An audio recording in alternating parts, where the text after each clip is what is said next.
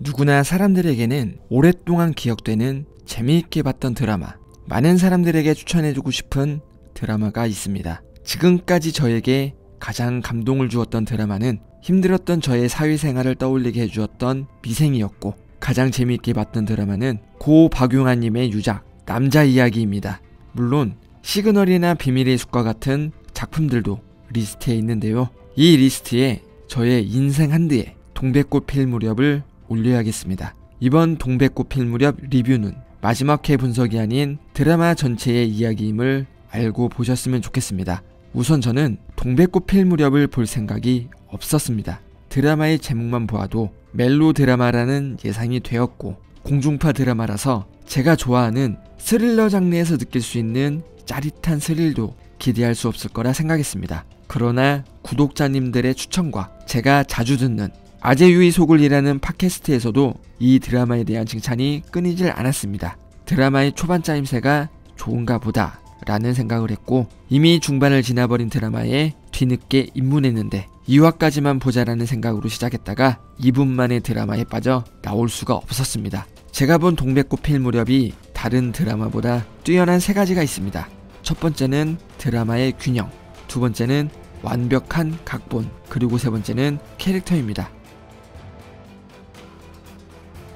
차영훈 감독님은 이 드라마가 로맨스사, 휴먼사, 스릴러가 2인 사사의 전술 드라마라고 이야기하셨습니다. 이 말만 듣고서는 스릴러적인 과거를 갖고 있는 주인공이 로맨스를 만들어 나가며 휴먼 드라마로 마무리되는 이야기라 생각했지만, 이 동백꽃은 휴먼 드라마적인 설정과 색채를 띠고 로맨스를 보여주다가 순식간에 스릴러로 전환이 되는 연출이 기가 막힙니다. 이런 장르 변화가 기가 막히게 연출된 장면이 몇 장면 있습니다. 7화에서 동백이는 용식이에게 자기는 용식이가 주접 떠는 걸 좋아한다며 사는 것과 모든 게 어려운 자신에게 용식이만은 쉬운 사람이었으면 좋겠다고 합니다. 이 둘은 사랑하는 연인이 데이트하듯이 함께 장을 보고 버스를 타고 까멜리아로 웃으며 들어오고, 용식이의 눈앞에 까불이가 남긴 글씨가 보이며 순식간에 살벌한 분위기가 연출됩니다. 달달한 로맨스를 보여주다가도 예고도 없이 스릴러로 전환되는, 이렇게 훅 들어오는 연출이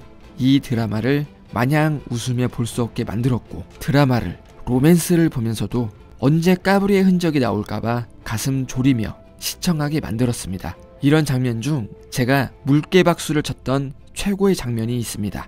11화에서 자신의 돈을 떼먹고 도망간 향미를 잡으러 온 나코의 등장으로 무서운 분위기가 연출이 됩니다. 불안해하는 향미, 그리고 이런 향미가 걱정돼서 옆에 앉아있는 동백이를 무섭게 나무라는 나코, 그리고 화면은 짧게 전환되며 규태와 이혼하기로 마음먹고 떠나는 자영의 모습과 종렬이가 옹산 야구장에서 사진을 찍힌 것에 분노하는 제시카의 모습을 연달아 보여주며 많은 사람들이 괴로워하고 슬퍼하는 모습을 보여줍니다. 다시 화면은 동백이에게 돌아가서 향미를 머리채 잡고 끌고 가는 나코의 모습이 보이고, 이런 침울한 분위기 속에 갑자기 동백이가 냄비로 나코의 머리를 때려버립니다.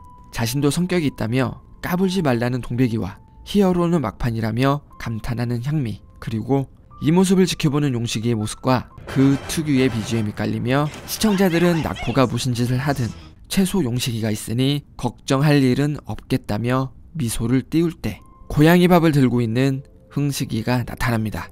지금이야 결과를 알고 있으니까 느낌이 덜할 수 있지만, 이때 고양이 밥을 들고 나타난 흥식이의 모습, 항상 모호하게만 그려졌던 까불이의 모습이 처음으로 명확하게 나타났습니다. 우선 이때 연출의 전환을 보면 이 드라마에서 가장 안타까운 인물인 향미의 삶을 보여주며 시청자들의 안타까움을 끌어내고, 그런 모습을 보고 옆에 있어주려고 하는 동백이의 모습, 무서운 나코에게 지지 않는 동백이의 행동에 많은 분들이 따뜻함을 느꼈을 겁니다. 규태를 떠나는 자영과 울부짖는 제시카의 모습이 연달아 나오면서 향미가 나코에게 잡혀가지 않을까 하는 불안한 생각도 들었습니다. 하지만 끝까지 포기하지 않는 동백이의 모습, 그리고 용식이의 믿음직한 등장으로 그 특유의 BGM을 들으며 걱정 없겠다고 안심하고 있을 때 고양이 밥을 주는 사람의 정체가 갑자기 공개됩니다. 이렇게 이 드라마는 제목에서부터 보여지는 로맨스적인 요소와 옹산이라는 시골에서 느껴지는 휴머니즘적인 요소가 적절하게 양념이 되어 이것을 맛보고 있으면 생각지도 못하는 시점에 오한이 느껴지는 스릴러적인 요소가 완벽하게 균형을 이루고 있다는 게 첫 번째 장점입니다. 세상에서 가장 무서운 말 중 하나인 편견. 이 드라마의 주인공 동백이는 편견에 갇혀 일생을 살아왔던 피해자입니다. 그놈의 팔자 안 봐도 딱 안다며 팔자 세고 박복하고 재수없는 울상에 병균 덩어리라는 꼬리표가 홀로 애를 키우는 과부술집 사장 동백이에게 딱 붙어버려 편견이 소문이 되고 그 소문이 사실이냥 떠돌아다닙니다. 하지만 동백이는 자신의 대사처럼 치열하게 살기보다는 자신만의 꽃밭을 가꾸며 악착같이 살아가고 있었습니다. 엄마에게 버림받고 고아원에 들어가서 학교에서도 따돌림에 친구도 없는 시절을 보내고 나중에 좋은 집안으로 입양이 되지만 어린 시절 술집에서 자랐다는 이유로 파양을 당하는 아픔을 겪습니다. 기적. 자신의 인생에 기적이란 없었다는 동백이. 이런 동백이에게 딱 한 번의 기적이 일어납니다. 투석을 제때 하지 않아 상태가 심각해져 버린 정숙에게 한 번의 기적 같은 기회가 찾아옵니다. 그리고 그 기회를 옹산의 모든 사람들이 힘을 합쳐 잡아냅니다. 변 소장님은 사람들이 욕하거나 말거나 신호등을 잡아놓고 동백이가 타고 있는 앰뷸런스가 지나가기를 기다리고 있었고, 규태는 자신이 자랑하는 인맥을 동원해서 국내 최고급 의료시설을 갖춘 앰뷸런스를 대여해놓고 자영이는 국내 최고의 명의를 붙여줍니다. 그리고 옹산 사람들 모두가 이들을 응원하고 걱정하고 있습니다. 한두 달이 건너면 다 형 동생이라는 이 대한민국은 이렇게 약간의 오지랖으로 돌아가는 민족이라고 드라마에서 말하지만 이런 따뜻한 오지랖에 감동의 눈물이 흐를 수밖에 없습니다. 동백이 엄마 호송하는 에피소드가 정말 극적으로 연출을 잘하셔서 이 부분에서 많은 분들이 감동의 눈물을 흘리셨을 거라 생각합니다. 저는 이때까지 안 울고 잘 버티면서 드라마를 잘 보고 있었는데 필구 친구 준기가 기도를 하는 거 보고 필구가 너 원래 기도했었냐는 물음에 니네 할머니 아프잖아 라고 대답하는데 여기서 무너졌습니다. 저는 드라마나 영화에서 우는 거 정말 싫어하는데 애들이 이러면 못 버티겠더라고요. 본론으로 돌아와서 이렇게 드라마는 서사적으로도 완벽한 짜임새를 보여줍니다. 7화에서 덕순이가 말하기를 동백이와 용식이 사이는 그저 스쳐가는 소나기일 수도 있다고 말합니다.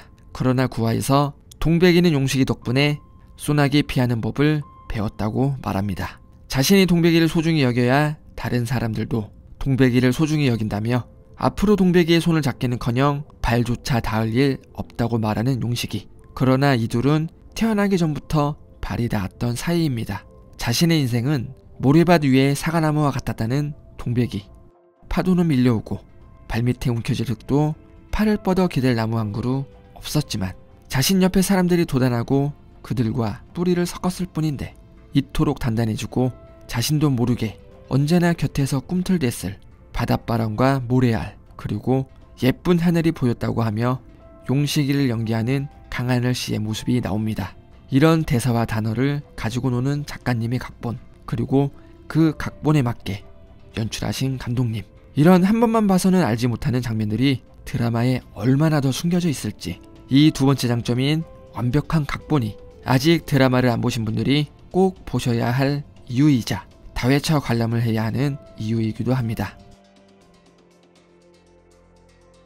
마지막 세 번째 장점은 캐릭터입니다. 저는 그 어떤 드라마를 봤어도 온유불 이상으로 작가가 캐릭터를 아끼고 사랑한다는 느낌을 받은 작품이 없었습니다. 동백꽃 필 무렵을 보기 전까지는요. 이 드라마는 그냥 소비되는 캐릭터가 없습니다. 드라마 초반부터 떵떵거리며 실없이 보이던 규태는 마지막 화에서 동백이 엄마를 호송하는 앰뷸런스에 직접 올라타 자신이 책임진다고 더 밟으라고 소리칠 때 세상 어느 군수나 국회의원보다 듬직한 백처럼 느껴졌고, 바늘로 찔러도 피 한 방울 흘리지 않을 것 같은 자영이는 곁에 있을 때 세상 어느 권력도 막아줄 것 같은 든든한 사람처럼 느껴졌습니다. 동백이를 초반부터 괴롭히고 편견으로 바라보던 개장 골목 사람들, 찬숙이의 말처럼 원래 언니라는 게 자기가 동생을 괴롭히는 건 괜찮지만 다른 사람이 자기 동생을 건드리면 가만두지 않는 법이라며 동백이를 감싸안기 시작할 때는 세상 누구보다 친근한 누나처럼 느껴졌습니다. 그리고 옹산서열 1위, 누구보다 가장 먼저 동백이의 편이 되었던 덕순이가 애딸린 과부라는 편견 때문에 동백이와 멀어질 때는 덴마크에 사는 그놈만큼 보기 싫고 원망스러웠지만 열심히 살아도 자식한테는 매일 죄인이었다는 동백이의 대사와 14화 에피소드에서 보여준 그놈의 팔자와 편견 때문에 고생을 했던 덕순이의 과거를 보고 조금이나마 자식을 생각하는, 용식이를 먼저 생각하는 덕순이이자 엄마의 마음에 공감을 할 수 있었습니다. 에피소드의 제목 중에 엄마와 관련된 에피소드가 3개나 됩니다. 그래서인지 이 드라마는 부모에 대한 심정을 대변하는 서사가 많았습니다. 그리고 이런 서사의 끝에는 까불이도 있었죠. 결국 까불이는 흥식이의 아버지가 아닌 흥식이었습니다. 어렸을 때부터 동물을 죽여오던 사이코패스 흥식이었지만 그가 이렇게 사람을 죽이게 도화선이 된 것은 역시 편견이었습니다.